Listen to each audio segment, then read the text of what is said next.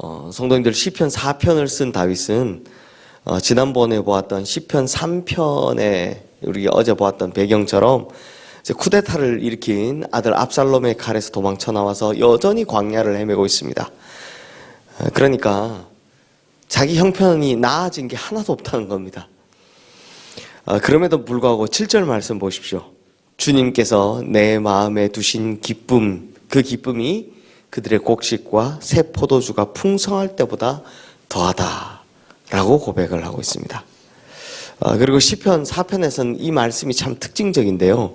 우리 8절 말씀도 함께 읽겠습니다.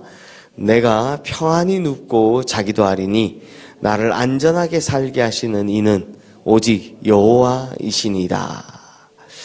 아멘. 보십시오. 이제는 자기를 지키는 성벽도 없고 친위대도 없습니다. 그냥 허허벌판 광야에 있습니다. 근데 뭐라고 합니까? 내가 평안히 누워서 잡니다. 오히려 아무 걱정 없이 잠들겠다라는 겁니다. 왜요? 8절 맨 마지막에 나오죠.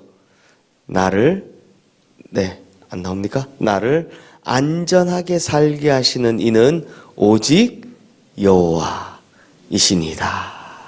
다시 말해 자신의 성에서 풍요롭고 안전할 때보다 지금 광야 시절이 더 기쁨이 넘치고 평안하다는 겁니다. 이유는 딱 하나, 하나님이 지켜주시니까요. 즉 그 어떤 높은 성벽보다, 그 어떤 강력한 친위대보다 하나님이 훨씬 더 든든하다라는 거죠. 그래서 시편 3편의 별명이 기억나십니까? 아침 시편, 잘 자고 일어났다 라는 시편이면 시편 4편의 별명은 저녁 시편, 이제 잘 잘난다 시편입니다. 이제 3편과 4편은 이렇습니다. 성도들, 제가 이 청년부 사역할 때 인물별 성경 연구라는 걸 가르치면서 매주마다 하나님께 쓰임받았던 인물들에 대해서 한 1년 반 정도를 가르친 적이 있습니다. 그 인물별 성경 연구의 대주제는요, 이런 거였습니다. 대체 그 사람들은 뭐가 특별한 게 있어서 하나님께 그렇게 쓰임받았느냐.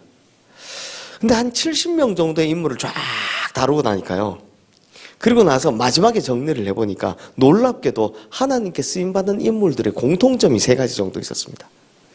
한 3가지 발견할 수 있었는데 뭐냐? 첫 번째는, 이건 순전히 제 생각입니다. 첫 번째는 그들의 중심이 결코 흔들리지 않았다는 겁니다. 무슨 일이나 어떤 환란이 닥쳐도 그 힘든 상황에서 결코 하나님에게서 떠나지 아니하고 오히려 하나님만을 붙들려는 모습, 그것이 하나님께 쓰임받는 사람들의 공통적인 모습이었다는 겁니다. 그리고 두 번째는 그 사람들 모두 보니까 다 성실하더라 라는 겁니다. 그들의 형편이 어떠하든 무슨 사소한 일을 하든 간에 그 안에서 보이는 성실함을 하나님이 지켜보셨고, 그 성실함에 합격 통보가 나면 하나님께서 펼치고자 하시는 사역을 그 사람에게 맡기는 걸 볼 수 있었습니다. 그리고 세 번째는 얼짱 몸짱은 아니더라도 배짱 하나만큼은 확실히 가지고 있더라라는 겁니다.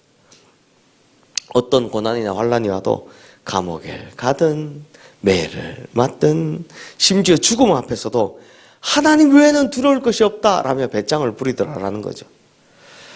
오늘 시편 4편을 통해 드러나는 이 택함받은 사람 다윗도 마찬가지입니다. 다윗은 어떻게 참 왕자에서 쫓겨나와서 그것도 자기 친아들의 손에 죽임을 당할까봐 도망친 그 상황에서 하나님이 계시기에 안전하다, 이런 흔들리지 않는 중심을 가질 수 있었을까요?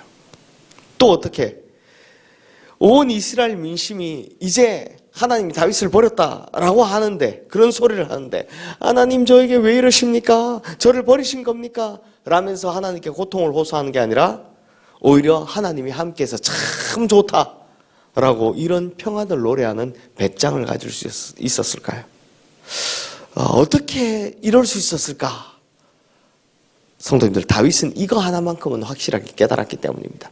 사실 여기에 법계 이야기까지 들어와야 되는데 너무 설교가 길어서 다 뺐는데요. 나중에 이 설교를 할 기회가 있으면 대회에서 꼭 그때는 해드릴게요. 이거 하나만큼은 확실히 알았습니다. 바로 자기를 왕위에 오르게 하는 것은 사무엘도 아니고 이스라엘 백성도 아니고 누구시기 때문에? 하나님이시기 때문이라는 걸 확실히 알았습니다. 그러니 다윗은 하나님께서 자신을 특별하게 선택했기 때문에 하나님 외에는 그 어떠한 적도 자기를 해칠 수 없다라는 걸 분명히 알고 있었기 때문입니다. 그래서 이 상황에서, 즉 궁궐에서 곡식과 포도주가 넘칠 때보다 지금이 훨씬 더 평안합니다 라고 말할 수 있었던 겁니다. 근데 성도님들, 진짜 놀라운 건요, 다윗은요 하나님께서 자신을 선택한 것을 후회하지 않는 방법을 정확히 알고 있었습니다. 그러니까 이런 위기 상황에서 다윗이 지금 자신은 어떤 마음을 품어야 하고 어떤 자세를 품어야 하는지, 또 하나님 앞에서 어떻게 해야 되는지를 너무나도 정확히 잘 알고 있었습니다. 그 비결이 뭐냐? 바로 3절 말씀에 있습니다. 우리 3절 말씀 함께 읽겠습니다. 여호와께서 자기를 위하여 경건한 자를 택하신 줄 너희가 알지어다. 내가 그를 부를 때 여호와께서 들으시리로다. 하나님께서는 자기 스스로를 위하여 어떤 사람을 선택하신다고요? 경건한 자입니다. 즉 다윗은 지금 하나님께서 자신을 택하신 이유, 그리고 그 선택을 지키고 유지하는 방법을 정확히 알고 있었던 겁니다. 뭡니까? 바로 경건이었습니다. 이걸 어떻게 알았냐 생각해 보면 간단합니다. 자기 앞에서 봤잖아요. 선택받았다가 망한 사람, 사울 왕을 봤잖아요. 이걸 알고 있으니까 아들이 쿠데타를 일으키든, 사람들이 자기를 하나님께 버림받았다라고 말을 하든 아무 소용없는 겁니다. 뭐만 있으면 됩니까? 하나님의 선택만 유효하면 되는 겁니다.